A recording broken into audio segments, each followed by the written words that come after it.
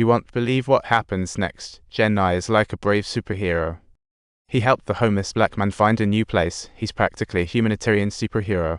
Just trying to force those discriminatory white folks out and scoop up their houses at a bargain. That's his money-making magic. So, you can choose to stand on the sidelines, eavesdrop on the family drama, or just do your own chores. But those weekend restaurants and concerts aren't just going to drop from the trees. Zhen isn't one to just wait for a deal. Once upon a time, he tried to steal a moment to enjoy some tunes only to get yelled at by Dad. Now he's over that boring suffocation for good.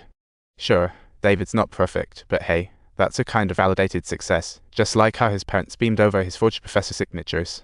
You're truly an amazing young man. Parents always know how to back him up at times like this. For Zhen's 17th birthday, Dad gifts the ever-exciting Latin dictionary.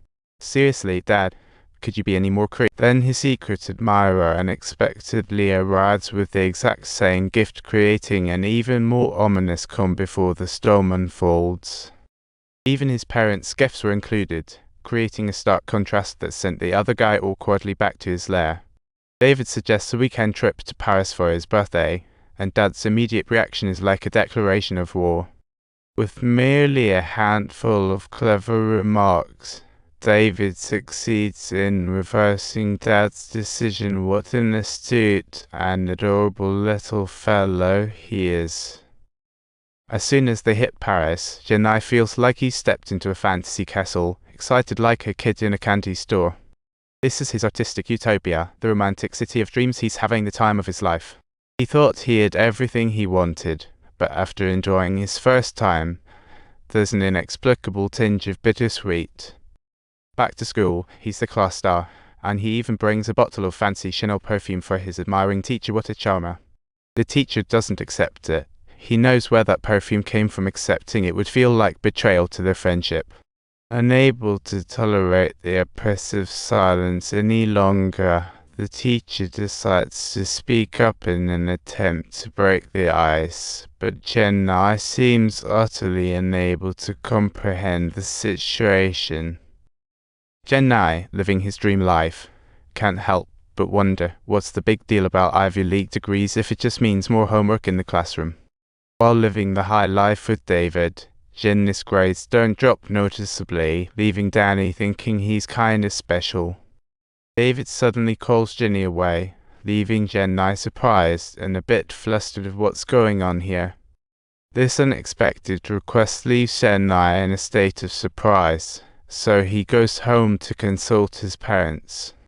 He wonders what would happen if skipping college and choosing marriage instead is a viable option. Dad's response is a mind-blowing surprise that provokes deep thought.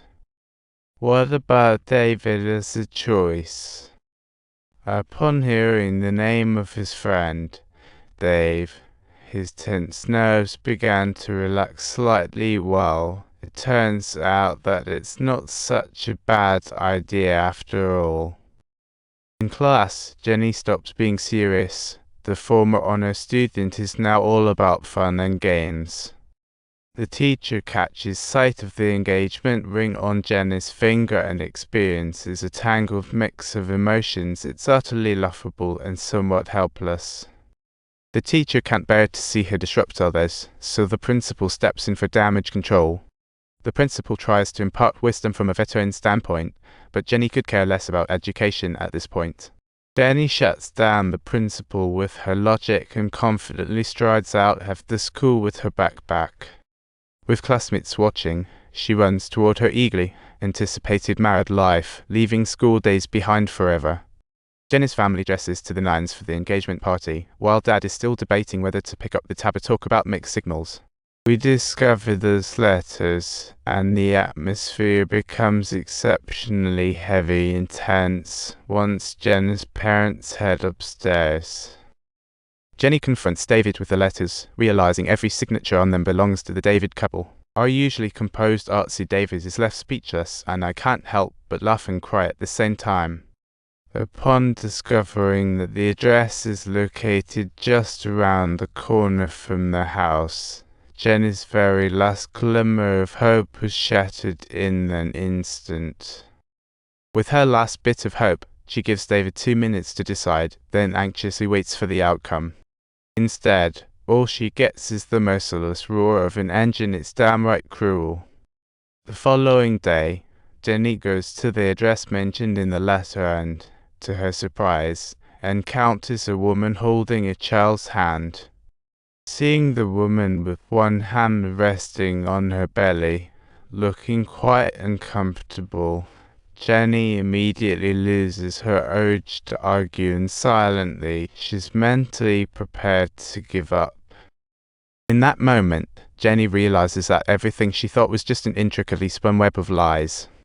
Upon returning home, upon learning she received no explanation whatsoever, her father's blood begins to boil furiously. "You're a father now?" Dad's response is filled with shock. It's honestly a laughable moment.